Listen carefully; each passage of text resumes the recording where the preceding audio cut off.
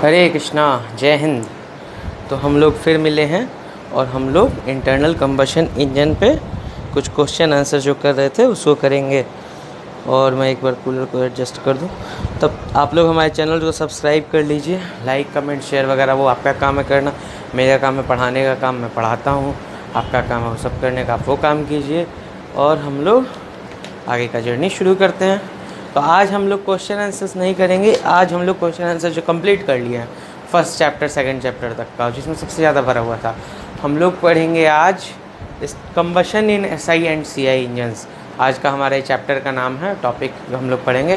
तो आज हम लोग कंबशन इन एसआई इंजन देखेंगे और उसके स्टेजेस देखेंगे कि किन किन स्टेजेस, कितने स्टेजेस होते हैं, क्या क्या होता है वगैरह वगैरह वो सब। और फ्यूल वगैरह का क्या चीज़ सब पढ़ेंगे, अभी हम लोग देखेंगे।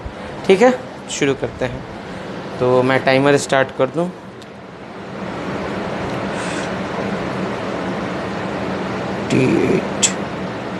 ठीक है, तो हम लोग का इंटरनल कंबशन इंजन है और हम लोग पहले देखेंगे एसआई इंजन के बारे में। ठीक है, तो हम लोग का टॉपिक का क्या नाम हो गया? Combustion in SI engines. In an है, इन एसआई इंजन्स। ओके, ये हो गया। तो होता क्या है कि एसआई इंजन कैसे काम करता है आपको पता है, और सीआई इंजन से इसमें कंबशन में कैसे डिफरेंस होता है। कंबशन एक्चुअली आपका 3 प्रोसेस होते हैं हमारे। पहला तो हो गया कंप्रेशन, जिसको कंप्रेशन सक्शन, सॉरी, पहला हो गया सक्शन या इनटेक, है ना, सक्शन। दूसरा हो गया कंप्रेशन। तीसरा होता है एक्सपेंशन या एक्सप्लोजन, जिसमें कंबशन होता है। और चौथा होता है एग्जॉस्ट। तो ये 4 प्रोसेस होते हैं 4 स्ट्रोक में, और 2 स्ट्रोक में 2 प्रोसेस एक साथ होते हैं। कंप्रेशन और सक्शन एक साथ होता है, और कंबशन और एग्जॉस्ट एक साथ हो जाता है।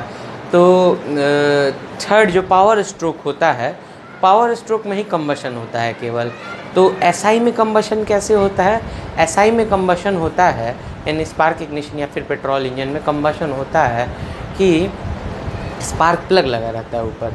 इसमें क्या होता है, कार्बोरेटर क्या करता है, एयर और फ्यूल का मिक्सचर बना के, जिसको हम लोग चार्ज कहते हैं, CHARGE, चार्ज।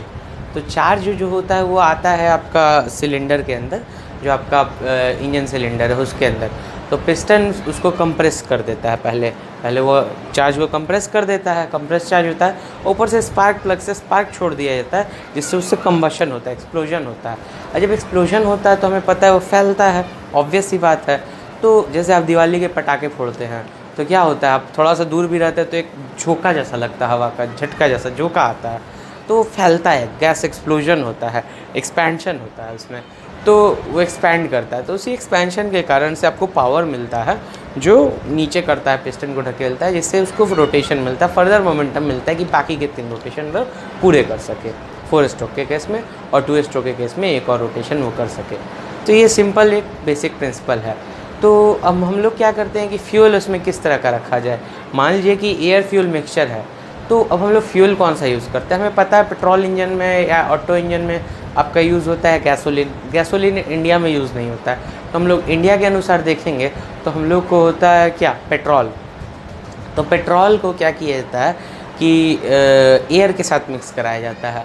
अब एयर के साथ कितना मिक्स हो, मान लीजिए कि 1 लीटर पेट्रोल है और उसमें 8 लीटर हवा मिक्स कर दी जाए, तो एक एयर फ्यूल रेशियो बन जाएगा, एयर हो जाएगा 8, फ्यूल हो जाएगा 1, 8:1 का रेशियो बन जाएगा।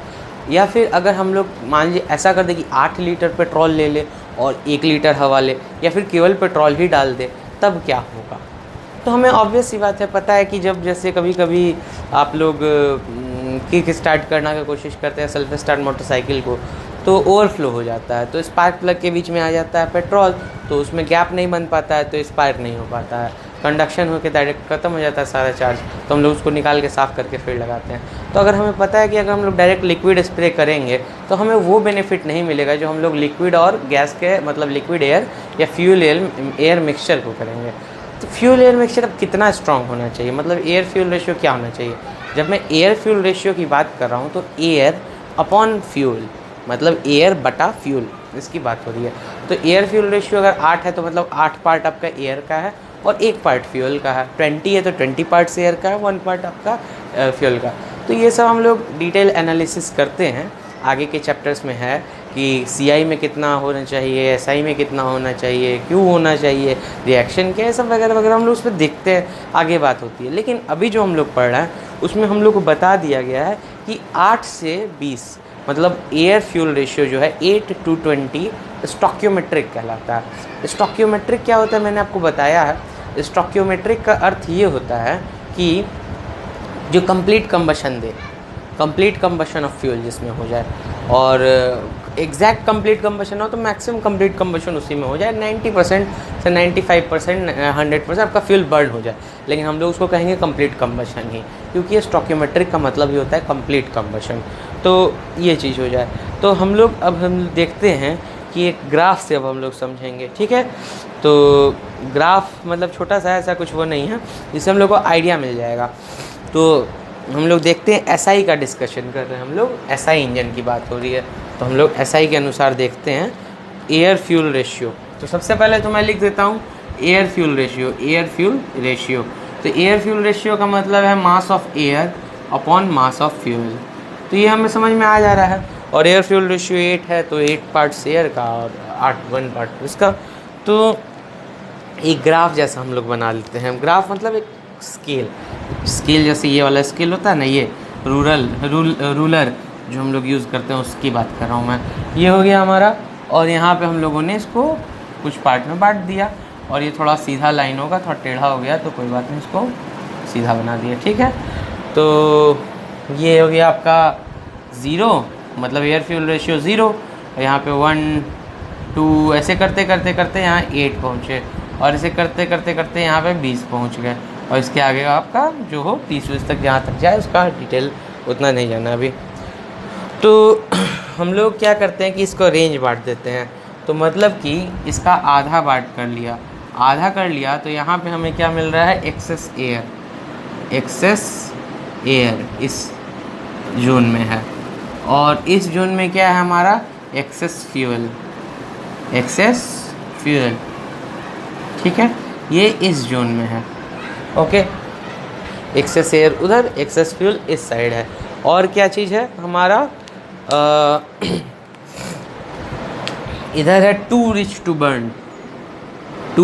रिच मिक्सचर टू बर्न, मतलब कि जलाने के लिए बहुत रिच मिक्सचर है। इतना रिच हमें नहीं चाहिए, वो हमें जलने से रोकेगा, हमें जलने नहीं देगा, मिक्सचर को जलाने नहीं देगा। और यहाँ पे क्या है, टू लीन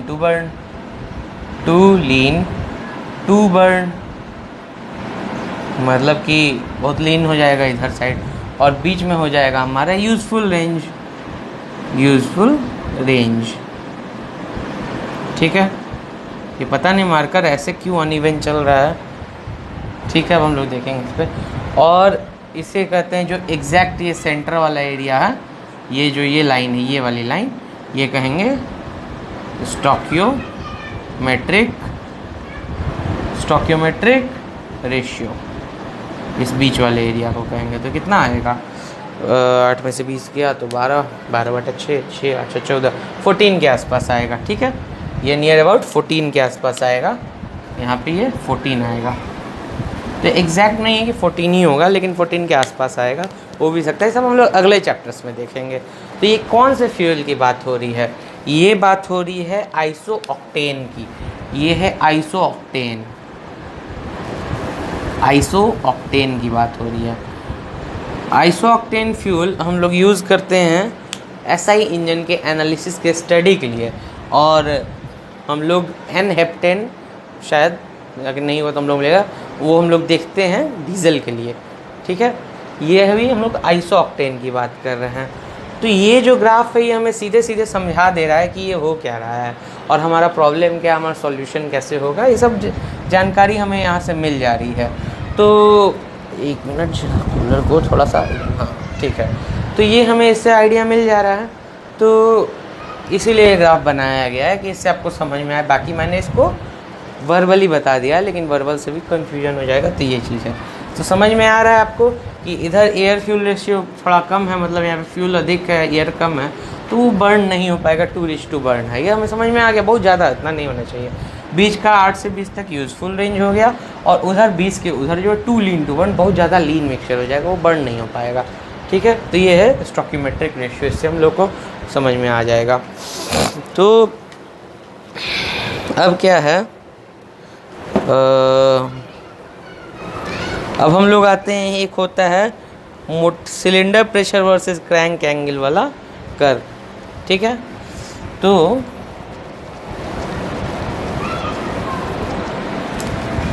आगे हम लोग को मिलेगा। ठीक है, तो ये अब हमारे काम का हो गया ख़त्म।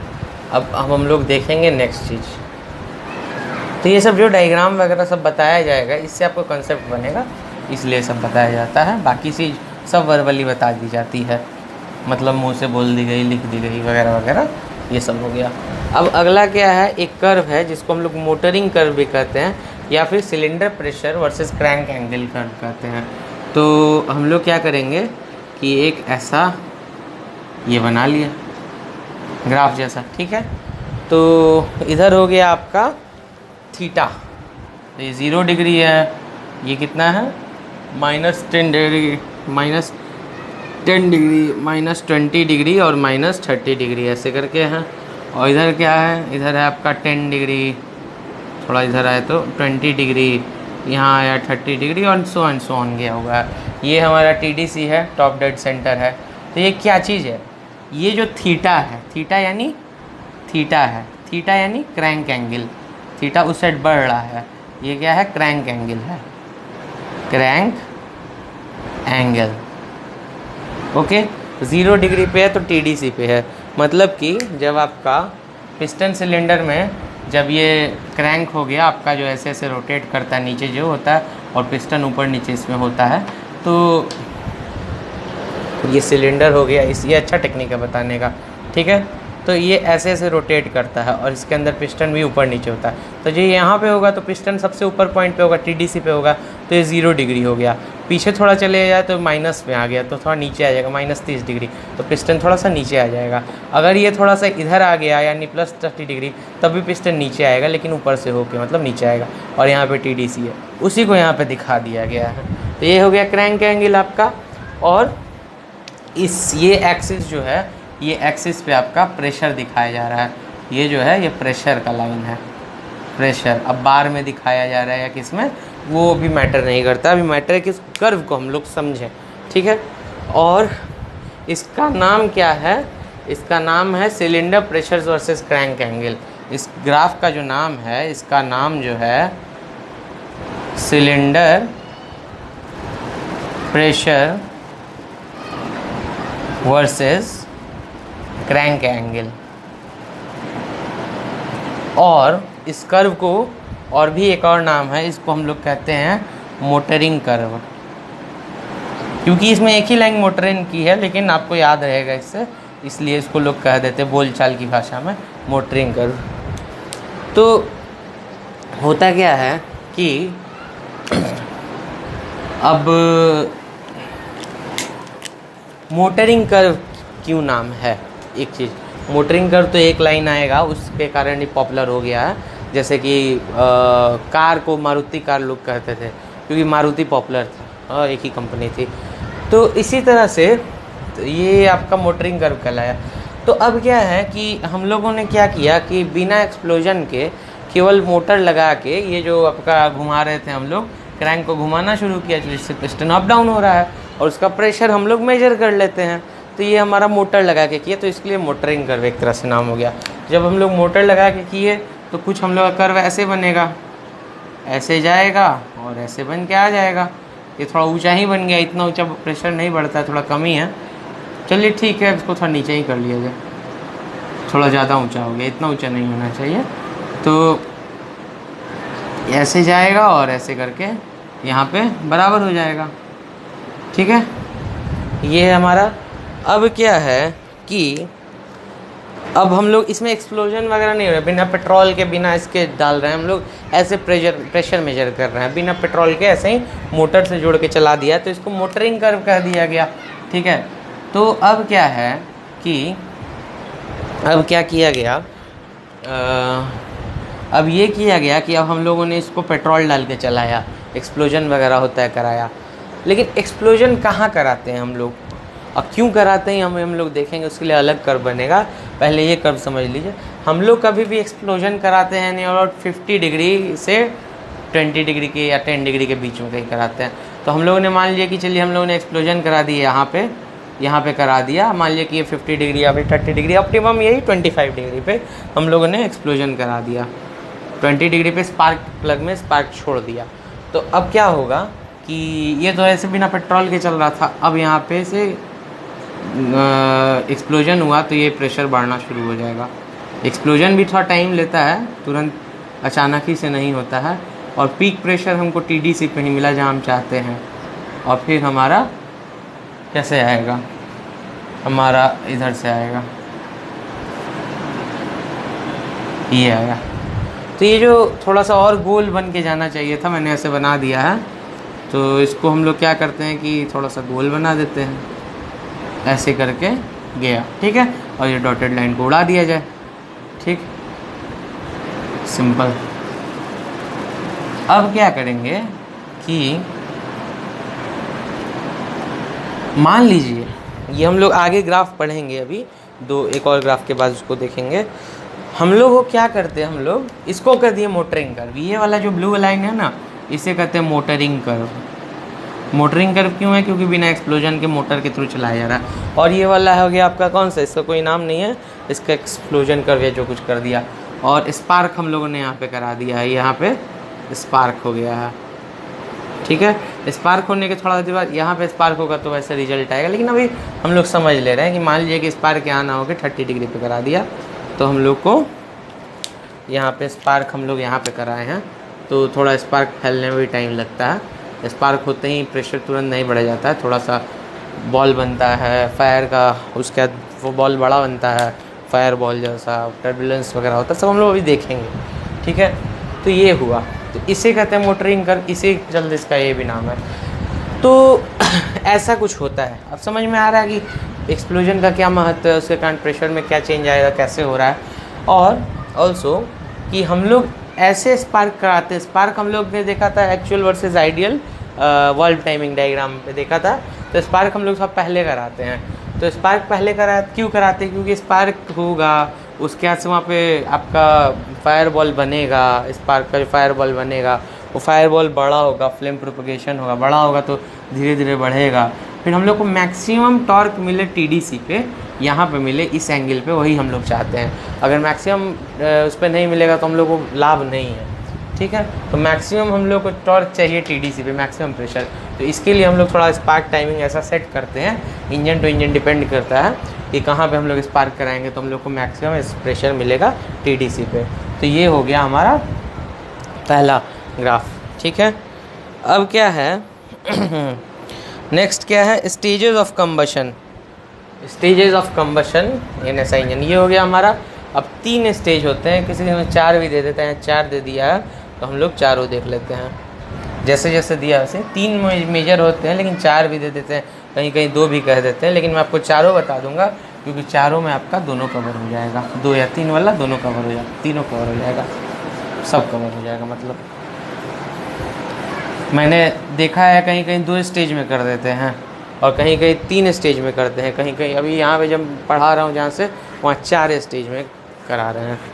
तो अब क्या है, स्टेजेस ऑफ कंबशन हेडिंग है इसके अंदर में, स्टेजेस ऑफ कंबशन। ये हेडिंग क्यों लिख रहा हूँ मैं, दोनों में हेडिंग नहीं लिखा, इसमें लिख रहा हूँ इसलिए क्योंकि ये थ्योरेटिकल है, लेकिन इसमें हेडिंग का तो बहुत महत्व है, आप लोग जानते हैं, आप लोग इंजीनियर हैं, कोई भी जानता है। और दूसरी बात ये कि ये हेडिंग के अंतर्गत ही आता है, तो इसमें बहुत इम्पॉर्टेंट, बहुत ज़रूरी है, इसलिए लिखा गया है, इस अननेसेसरी नहीं लिखा जाता। और कहानी जैसे नहीं पढ़ना, मैं इंजीनियर जैसे पढ़ना। तो पहला है स्पार्क इग्निशन टाइमिंग, ठीक है, जिसे कहते हैं इग्निशन लैग या स्पार्क लैग, ठीक है, या लैग, ठीक है। तो स्टेजेस ऑफ कंबशन आपका पहला रहेगा आपका क्या, अलग अलग नाम रहता है, स्पार्क इग्निशन टाइमिंग, इसके और दूसरा नाम क्या है, दूसरा नाम नहीं दिया हुआ है इसे। स्पार्क इग्निशन टाइमिंग, पहला है स्पार्क इग्निशन टाइमिंग या फिर लैग, क्या कहते हैं इसको हम लोग, स्पार्क लैग या फिर कंबशन लैग, कुछ कुछ ऐसे करके नाम दे दिए। सेकंड होता है आपका, सेकंड होता है अर्ली फ्लेम डेवलपमेंट और प्रिपरेशन फेज। तो अर्ली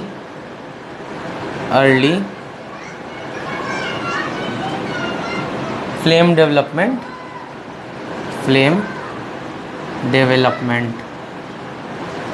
और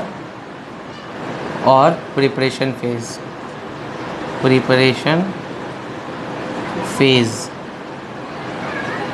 ठीक है। थर्ड होता है आपका फ्लेम प्रोपगेशन, थर्ड हो गया आपका फ्लेम प्रोपगेशन। आपको बच्चों के चीखने की आवाज़ आ रही है, बच्चे चीखते हैं, ठीक है, उसको इग्नोर कीजिए, बाहर खेल रहे हैं सब अड़ोस पड़ोस के। और चौथा है आपका फ्लेम टर्मिनेशन और आफ्टर बर्निंग। तो फ्लेम टर्मिनेशन और आफ्टर बर्निंग,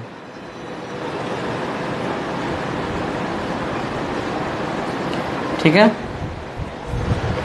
अब ये तो हम लोगों ने 4 के अनुसार लिखा है, जब 2 वाले में लिखा जाता है तो वो भी बता देता हूँ कि कहीं से हमें कमी ना छूटे, कन्फ्यूजन ना हो और कमी ना छूटे। तो उसमें क्या होता है, इसमें पहला हो जाता है इग्निशन लैग, ये स्पार्क लैग लिखा है, उसका नाम इग्निशन लैग है, ये मिटा देते हैं, चलिए ठीक है, ये हम लोगों ने मिटा दिया। तो जहाँ पे 3 भाग में बांट के किया जाता है उसको कहते हैं पहला इग्निशन लैग, मुझे नाम उस समय याद नहीं आता, स्पार्क लैग लिख दिया। दूसरा होता है फ्लेम प्रोपगेशन,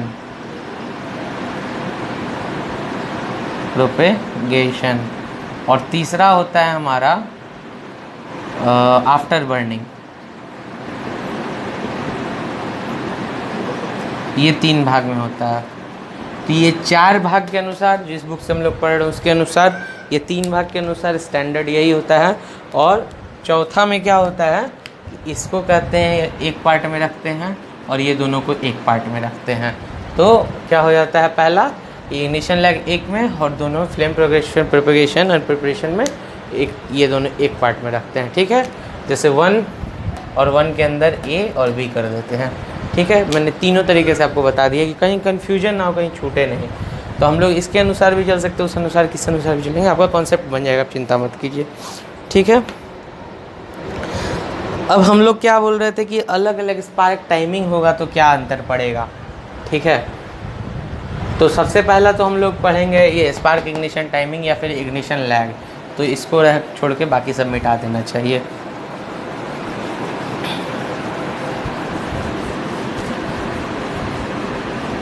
इग्निशन लैग,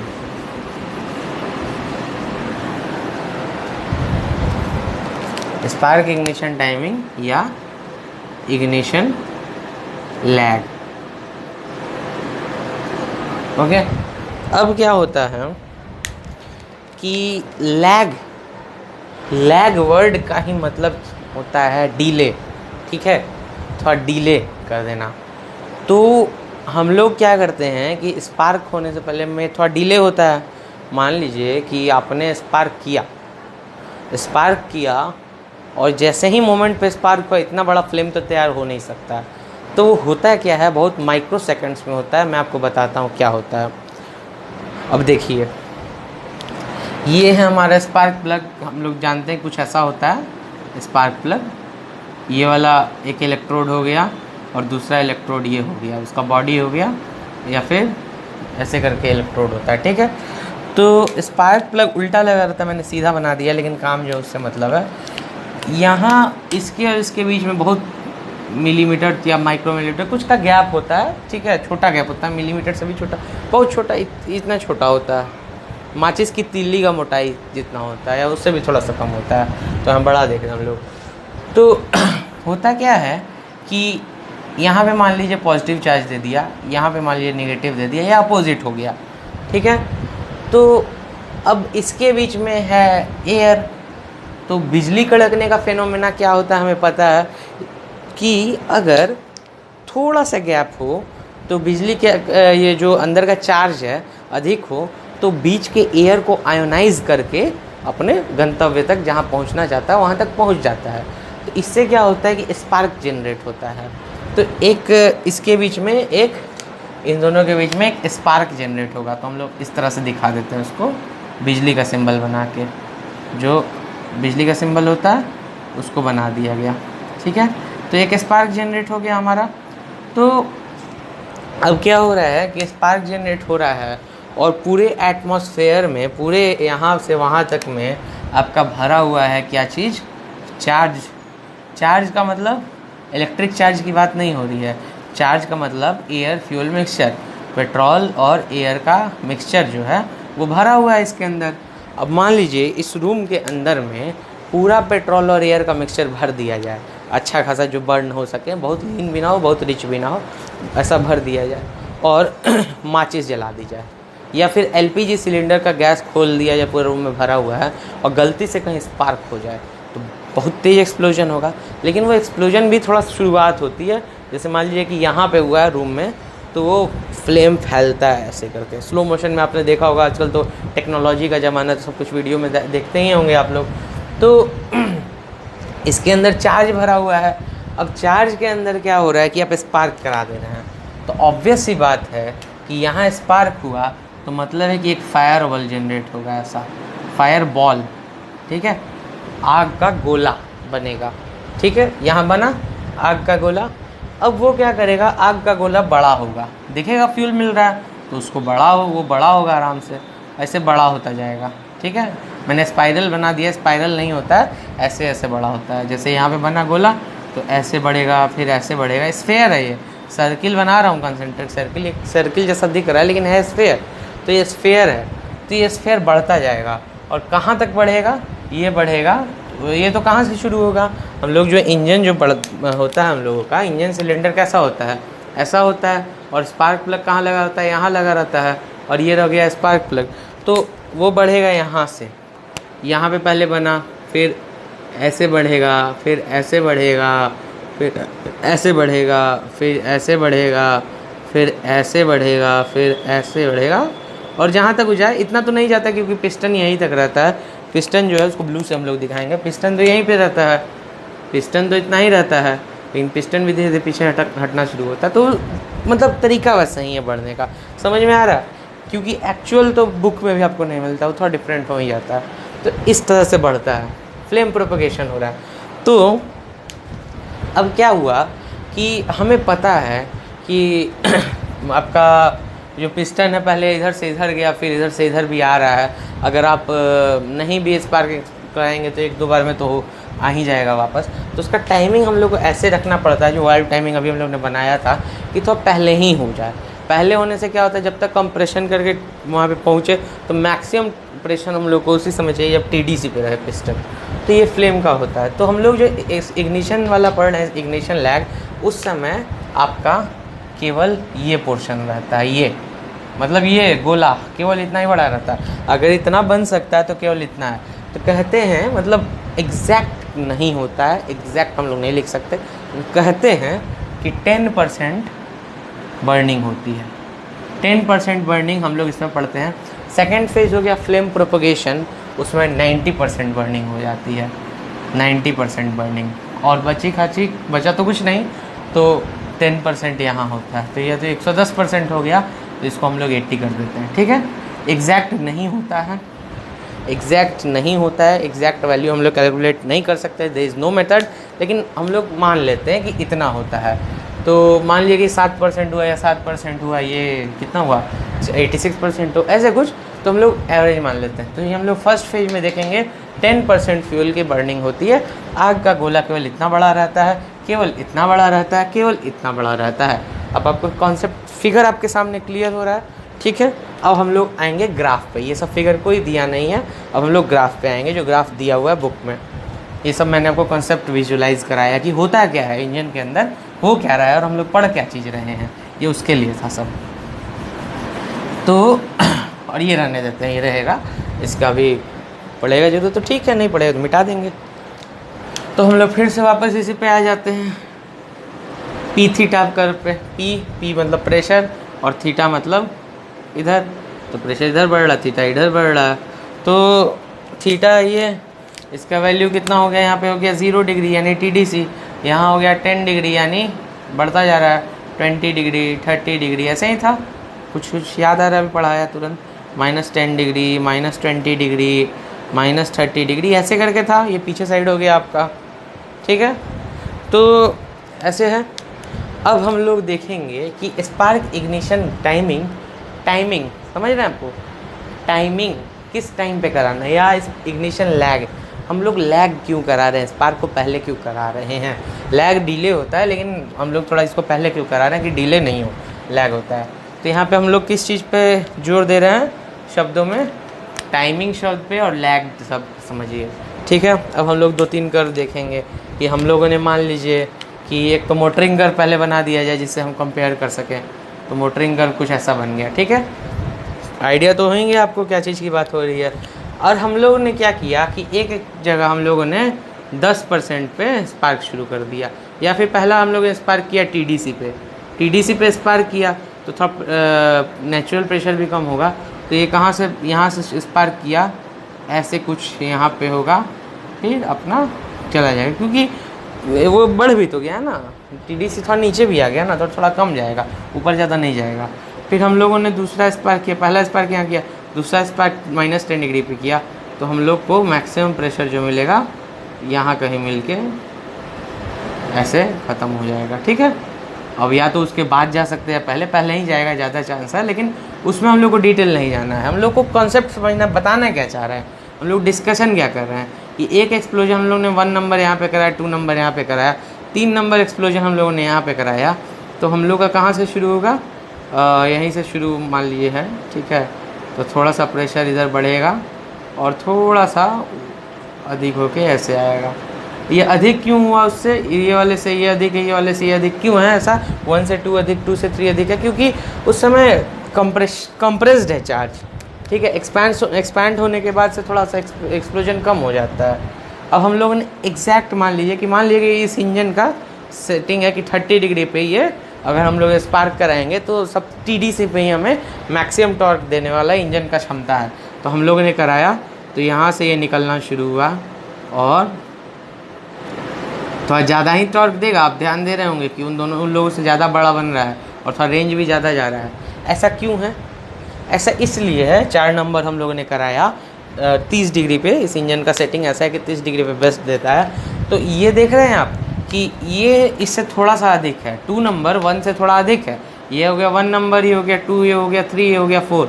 तो 1 नंबर में जो आपका मैक्सिमम प्रेशर बन रहा है वो कम है, उससे थोड़ा अधिक आपका 2 में बन रहा है, उससे अधिक आपका 3 में बन रहा है, और 4 में थोड़ा ज़्यादा ही अधिक बन रहा है, 3 में थोड़ा और ऊपर जाएगा, है ना, यहाँ पे जाएगा। तो ऐसा क्यों हो रहा है, ऐसा क्यों हो रहा है कि उसका इससे थोड़ा सा अंतर, उसका अंतर ज़्यादा, उसका अंतर बढ़ गया, क्योंकि जब हमारा इंजन जब TDC पे रहता है, इंजन जब हमारा पिस्टन जब हमारा TDC पे रहता है, ये हमारा वो हो गया, और TDC पे जब हमारा पिस्टन है तो सबसे कम एरिया है, बहुत मैक्सिमम कंप्रेशन है यहाँ पे, ये TDC पे है, TDC पे maximum charge is compressed, maximum charge compression है यहाँ पे, चार्ज मैक्सिमम कंप्रेशन यहाँ पे है। तो इससे क्या होगा कि मैक्सिमम कंप्रेशन होने से ये होगा कि वहाँ पे आपको बहुत अच्छा एक्सप्लोजन मिलेगा और हेवी टॉर्क देगा। लेकिन अगर हम लोग थोड़ा नीचे है जब पिस्टन कराते हैं तो बड़ा एरिया, वहाँ कंप्रेशन थोड़ा कम है, तो उससे टॉर्क भी आपको कम मिलेगा, प्रेशर भी कम मिलेगा, क्योंकि आप कंप्रेस करके कराएंगे तो ज़्यादा मिलेगा। ऑब्वियस सी बात है, हम लोग पढ़ भी चुके हैं इक्वेशंस कितने लगाए थर्मोडायनेमिक्स से, और नहीं भी समझ में आता तो इतना समझ लीजिए, जो आपका हाइड्रो बम जो हम लोग कहते हैं, हरा रंग का आता है, सुतली बम जिसे कहते हैं, तो उसको एकदम टाइट रस्सी से बांधा रहता है, एकदम टाइट। तो टाइट बांधने से क्या, एक्सप्लोजन भी बहुत तेज़ होगा। अगर हल्का सा ढीला करके बांध दीजिए तो एक्सप्लोजन उतना नहीं होगा। बारूद खुला जला दीजिए तो एक्सप्लोजन नहीं होता, केवल जलता है। तो इससे हम लोग को ये समझ में आ जा रहा है कि हम लोग ने इस टाइमिंग को कम क्यों किया, इग्निशन लैग क्यों किया। ठीक है, ये समझ में आ गया हम लोगों को। अब क्या है कि टॉर्क भी आपका, एक और डायग्राम बना देता हूँ ये इधर पे, उसको थोड़ा सा समझ में आ जाएगा। एक और कर्व है, एक और ग्राफ है, तो हम लोग उसको भी देख लेते हैं। तो ये ग्राफ ऐसा बनेगा। तो यहाँ पे क्या बन रहा है आपका रिलेटिव टॉर्क, और यहाँ पे क्या है आपका थीटा है, मतलब क्रैंक एंगल है। तो यहाँ पे कितना है 20 डिग्री हो गया, यहाँ 30 डिग्री है और यहाँ 40 डिग्री है। इस स्पेसिफिक इंजन का हम लोगों ने माना है कि 30 degree is the most appropriate for spark. ठीक है, तो हम लोग क्या करेंगे कि इसका देखेंगे, जो इसका टॉर्क का वो बनेगा 30 पे मैक्सिमम जाएगा, मैक्सिमम टॉर्क हमें 30 पे मिलेगा। तो हम लोग देखेंगे कि ये जो रिलेटिव टॉर्क है, ये जो टी मैक्स है हमें मिल रहा है, टी मैक्स मिल रहा है वो 30 डिग्री पे है, क्योंकि इस इंजन का सेटिंग ऐसा है कि 30 डिग्री पे आपको मैक्सिमम टॉर्क मिलता है। तो ये टॉर्क का ऐसा कुछ अंतर पड़ेगा इससे। ऑब्वियस सी बात है, प्रेशर बढ़ेगा तभी टॉर्क भी बढ़ेगा। क्या होता है ब्रेक पावर का फॉर्मूला 2π/T/60 ना, तो प्रेशर भी बढ़ेगा और टी की इक्वल टू, अब देखना पड़ेगा, मतलब ले दे के प्रेशर बढ़ेगा तो टॉर्क भी बढ़ेगा। चीज़ हो गया। अब हम लोग देखेंगे इसी में कि स्पार्क प्लग में, आज केवल इतना ही इसी में पढ़ेंगे, लेंथ स्पार्क प्लग का जो आपका ज्योमेट्री है उसका क्या असर होता है। ठीक है, ज्योमेट्री ऑफ स्पार्क प्लग क्या असर करता है। अभी फर्स्ट स्टेज में ही चल रहा है, आज केवल फर्स्ट स्टेज ही पढ़ेंगे, कल सेकंड और थर्ड पढ़ लेंगे और उसके बाद से फिर हम लोग नेक्स्ट पे आएंगे। तो ये हो गया। अब क्या है, हम लोग देखेंगे कि ज्योमेट्री का क्या असर होता है, मतलब कि आपका geometry of spark plug and its effect,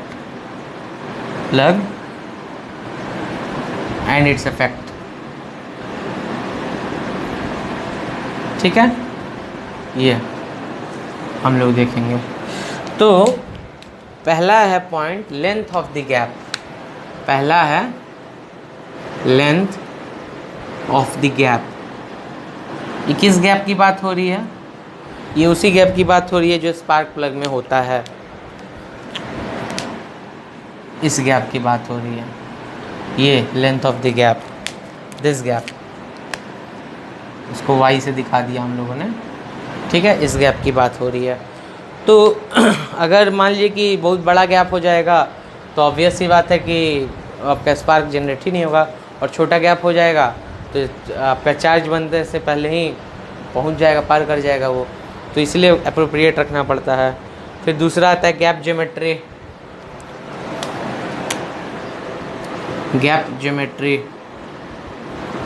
gap geometry में कुछ नहीं है कि हमें पता है कि जो बिजली कड़कती है आसमान में, मतलब आकाश में बिजली जो कड़कती है, तो उसमें होता क्या है कि हम लोग लाइटनिंग रॉड लगाते हैं। तो लाइटनिंग रॉड कभी आपने देखा नहीं, वो प्लेट रख दिया गया, पॉइंटेड रखे जाता है, क्योंकि पॉइंटेड होगा तो चार्ज अक्यूमुलेट होता है, उसको अट्रैक्ट करता है, तो पॉइंटेड चीज़ होना चाहिए। तो इसी तरह ये जो इलेक्ट्रोड्स हैं इनको पॉइंटेड बनाना चाहिए, तो पॉइंटेड ही रहता है, वो पॉइंटेड ही है, ऐसा वो चिंता की बात नहीं है।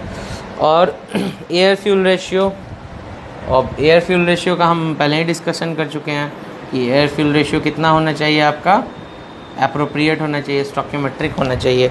मान लीजिए कि बहुत रिच मिक्सचर आपने डाल दिया यहाँ पे, तो कंडक्ट कर देगा, पेट्रोल अगर कंडक्ट करता हो इलेक्ट्रिसिटी से, या फिर आपका जैसे लीकेज हो जाता है मोटरसाइकिल में, स्पार्क प्लग के बीच में फ्यूल आ जाए तो उसको साफ़ करना पड़ता है, तो नहीं होगा, इसमें भी स्पार्क नहीं होगा।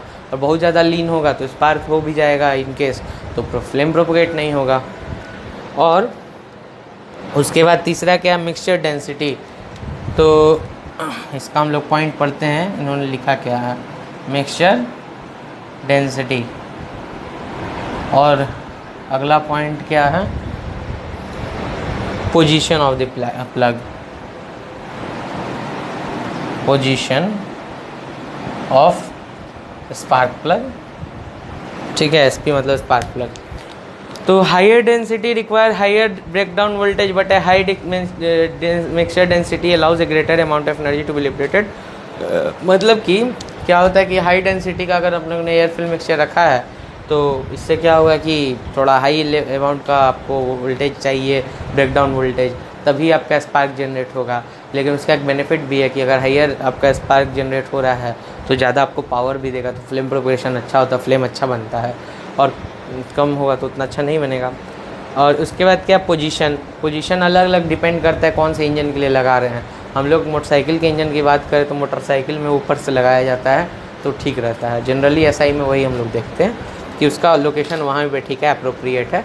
साइड में लगा देंगे अगर इंजन वाल है ऐसे, और इंजन वाल के साइड में आप स्पार्क लगा देंगे तो उतना अच्छा वो नहीं होगा, क्योंकि हमको टीडीसी से चाहिए, तो उसके अनुसार ये लगाया जाता है। तो आज के लिए इतना ही, ठीक है, बाकी हम लोग कल देखेंगे, ठीक है। आप लोग सब्सक्राइब वगैरह, लाइक, कमेंट ये सब कर दीजिए, नोटिफिकेशन बेल दबा दीजिए। मैं पढ़ा रहा हूँ, अपना काम कीजिए, मैं अपना काम कर रहा हूँ, ठीक है। हरे कृष्णा, जय हिंद, धन्यवाद।